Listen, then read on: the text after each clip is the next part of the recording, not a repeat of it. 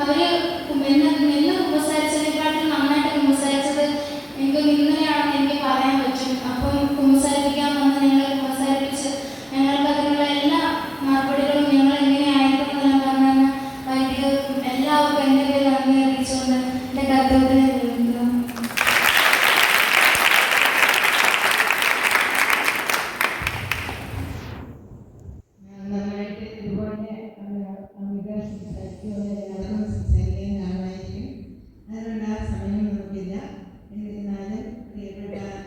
വിന്യാസിനും ടീമംഗങ്ങളും ഇവിടെ ഞങ്ങൾ വിളിച്ച പാടെ അച്ഛനത് അംഗീകരിക്കുകയും ഇവിടെ ഒത്തിരിയേറെ അഡ്ജസ്റ്റ്മെൻറ്റുകൾ അച്ഛനെ ചെയ്യേണ്ടി വന്നിട്ടുണ്ട്. എനിക്കറിയാം പ്രാവശ്യം വിളിച്ചു സംസാരിച്ചു സിസ്റ്റർ എങ്ങനെയാണ് ഓരോരുത്തരെയും ഇത്രയും പേരെ അറേഞ്ച് ചെയ്ത് ഇന്നവരാണ് ബ്രദേഴ്സും അതുപോലെ തന്നെ കൗൺസിലേഴ്സ് ഓരോരുത്തരും കോഴിക്കോട് വന്നവരുണ്ട്.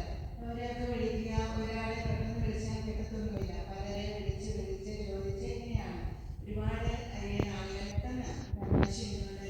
സ്ട്രെയിൻ എടുക്കുന്നുണ്ട് എനിക്കറിയാം. പക്ഷേ ദൈവവചനം പ്രഘോഷിക്കുന്നവരും വചനത്തെ മറ്റുള്ളവർക്ക് പങ്കുവെച്ചു കൊടുക്കുന്നവർക്കും എല്ലാ തടസ്സങ്ങളെയും അതിജീവിച്ചുകൊണ്ടാണ് വചനപ്രഘോഷണം നടത്തുക. അച്ഛൻ വളരെ സന്തോഷപൂർവ്വം വിളിച്ചപ്പോൾ വരികയും ഇതിനുള്ള എല്ലാ അറേഞ്ച്മെന്റ്സ് അച്ഛൻ ചെയ്തു തരികയും ചെയ്തു. അച്ഛന് വെൽക്കം ഇവർക്ക് അച്ഛനും ടീമംഗൾക്കും വെൽക്കം പറയാനായിട്ട് ചെന്നപ്പോൾ അച്ഛൻ പറഞ്ഞു ഞങ്ങൾക്ക് വെൽക്കമും ഇല്ല, ഞങ്ങൾക്ക് നന്ദിയും ഇല്ല. ഇപ്പം ഇത് എന്തെങ്കിലും ആവശ്യമില്ല എന്നാണ് ഇപ്പോഴും എന്നോട് പറഞ്ഞത്. പക്ഷേ